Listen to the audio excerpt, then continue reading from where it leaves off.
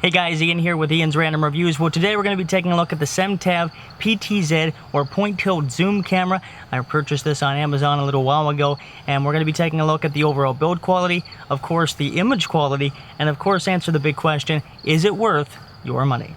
Okay folks, so here is just a quick look at what comes in the box for the SMTAV PTZ camera. We'll open it up now.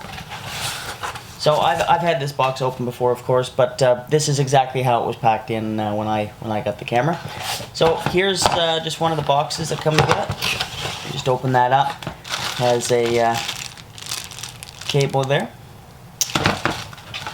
and a remote control to do all your menu settings and of course control the camera. And then second box, it just has your power cable in there so you can power the unit.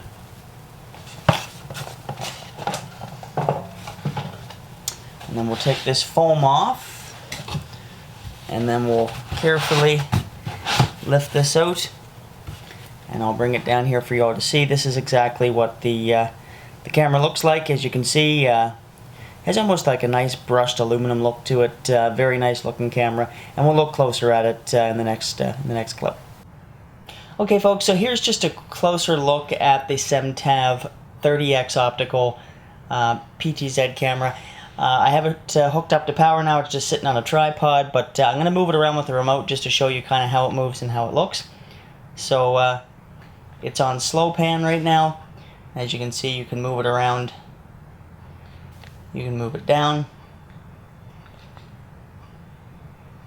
You can move it up. Now you can hear a little bit of mechanical whirring. I mean, I think it's impossible to have zero sound, but it's very quiet. I mean, if you're at a venue with any noise at all, you are not going to hear this thing moving around. And it works really, really well. You have slow and fast zoom. I'll show you a close-up of the remote here in just a few minutes, but this just gives you an idea of what the camera looks like, how it moves, and yeah, I mean, it's just overall a very nice built camera. Okay folks, so here's just a quick look at the remote. As you can see, there's a power button at the top. You have 1, 2, 3, and 4 for camera selection. You have some numbers, you have some function buttons. Preset, reset, and home. So basically, if you have camera presets set up, you can get into them there. Your home button, no matter what angle your camera is at, whether it's pointing to the left, pointing to the right, if you hit the home button, it recenters the camera and puts it back into its neutral position, so you can start all over again. These arrows here move your camera around, so left, right, up, down. This is your menu button, so depending on what you have this camera hooked up to, whether it be an external monitor or in my case the YOLOBOX Pro, I can actually go onto the camera output screen, and if I hit menu, all of them settings will come up and I can adjust it accordingly. That is the only way you can kind of get to your menu settings. You have to have some sort of monitor to view them back on, but that is there as well.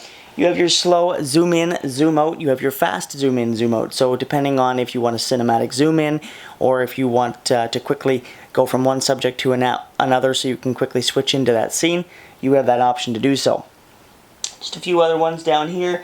You have your backlight, PT rest or PT reset, auto, far, near, manual. Those are for your focuses. So if you want autofocus, you can have autofocus, manual focus.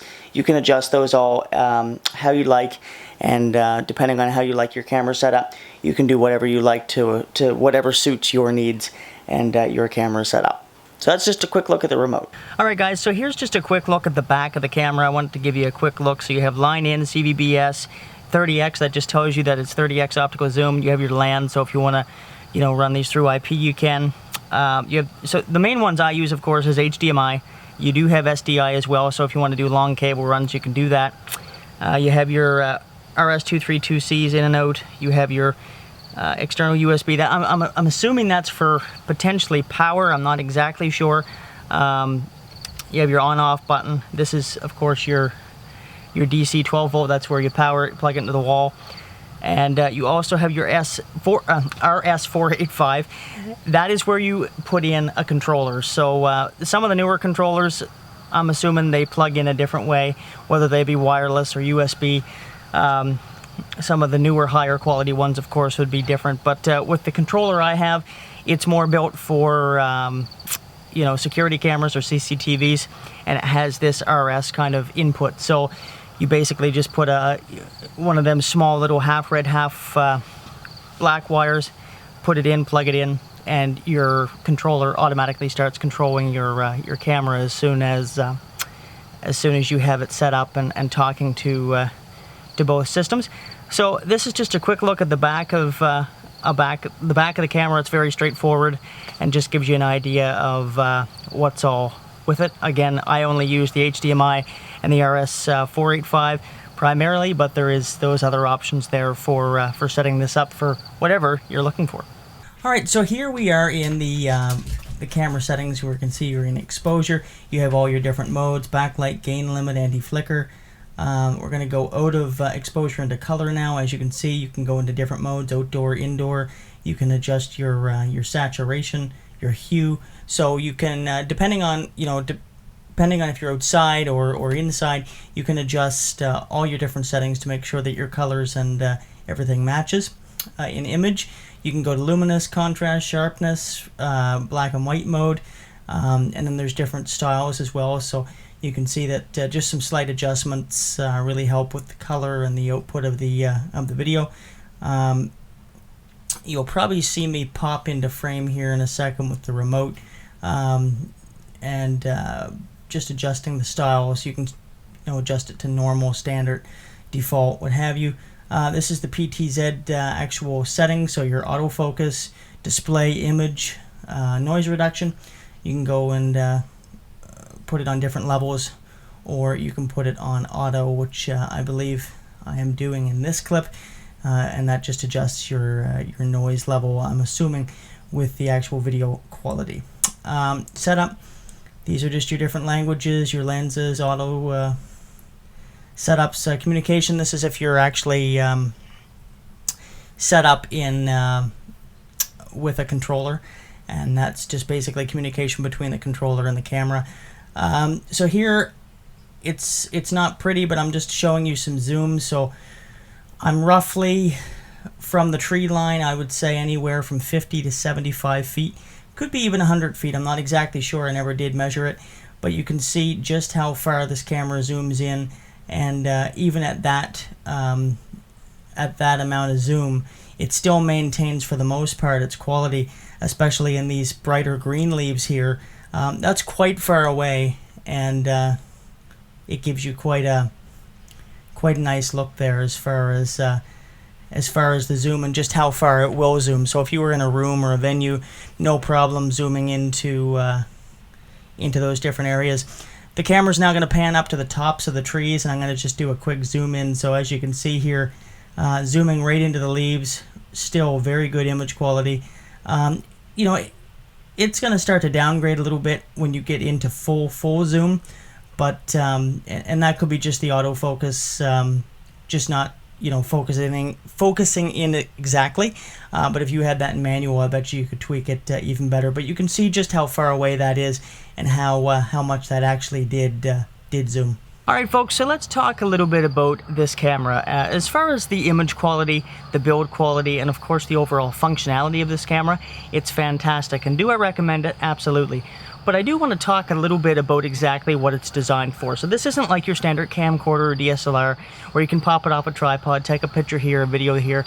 This is made specifically for live streaming and a venue type atmosphere. So whether you're at a music venue, houses of worship, what have you, this is more made for a permanent mount solution. So whether that's on a wall, platform, desk, what have you, this is more made, for the type of person that's going to have a multiple camera setup and basically, wants the ability to not only pan around and get different angles and of course different zoom lengths, but overall, it's a great camera.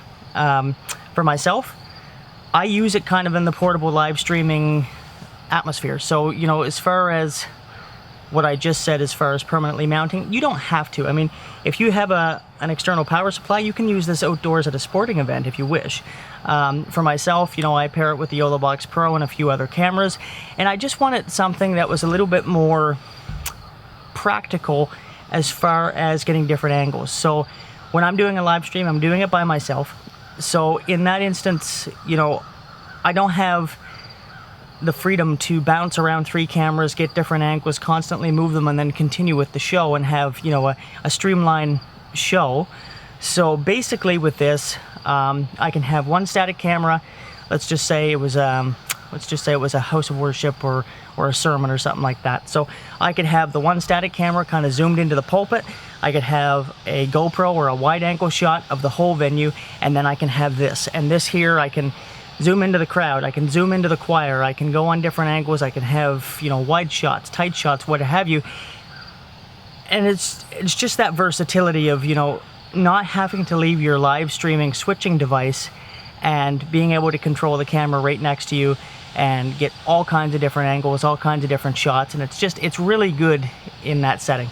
Now, I did show you that this comes with a remote, which is fantastic, that's perfectly fine, but I did buy an external video controller or a camera controller for this. It's not a very expensive one, it's inexpensive. I will review it in the next video to show you kind of how it works and, you know, how it would be useful in a live streaming setting other than the remote. But that's another option you can do with this as well. So you can have a controller right next to your live switcher and you can move that around, you can zoom in, you can pan out, all those fun things. That just makes it a little bit more easier. So that's another option as well. So as far as the pros and cons associated with this camera, I haven't used it enough to really say there's a lot of cons. I think the big thing that people have to realize is, again, this is not a DSLR, this is not a camcorder, this is a camera that's specifically designed for venues, for live streaming. It's more made for a permanent mount. So this is not like, again, like a camcorder or DSLR where you can pop it off the tripod and go use it in that fashion. It is made for being in one spot and then having the flexibility to move around, pan, zoom, tilt, whatever you wish. That's what this camera is made for. So that could be a downfall for some people because, you know, people want a camera that not only can maybe have live streaming capabilities, but also, you know, be able to take pictures, take video, like a camcorder or DSLR. This is not that camera. Although, for its purpose, it's great. As I said, the build quality is great, the image quality is great. You can't beat the 30x zoom. If you're at the back of a room and you need to zoom up to the front, you're not really going to lose that image quality, which is fantastic, and that's kind of a big selling point. So another thing I do want to talk a little bit about this camera about is the fact that the price. It is half the price of competing brands. So PTZ or PTZ, depending on where you're from, optics is one of the #1 pan tilt zoom cameras. It's you know what people look for. From what I've looked at online, and do not quote me because I'm not exactly sure, but from some of the different reviews I've seen, as the SMTAV was actually manufactured and produced in the same facility or by the same company that produces and makes the PTZ optics camera. The only difference is, I mean, there'd be a few subtle differences, I believe, in the camera itself, but as far as the difference, it's half the price. And as I said, it's built very well, it's sturdy, it's heavy, it has good image quality, 30x zoom, you can't beat it, it's half the price. So that's definitely a great selling feature as far as someone that's looking for not only a good quality camera, but also one that is a little bit more budget friendly as well. So overall, would I recommend this camera? Absolutely. If you're looking for a live streaming solution or you're looking for a camera that's specifically designed for venues, this is fantastic. It works really well, and as I said, you really can't beat the price either. So I will leave a link in the description to give you an area where you can go look at this camera. Again, I always tell people, no matter what you're buying, no matter what the cost, use your own judgment. You know, do your own due diligence. Make sure it's something that's, #1, going to fit your budget. #2, is what exactly you're looking for, and #3, you know, just make sure it's going to fit your project. Make sure it's something that before you go out and spend $1,000 on something, make sure it's the you know, it's the right camera for you. So that's just been a quick overview of the SMTAV PTZ camera. Thank you very much for watching. We'll take a look at the controller in the next video, and we'll see you soon.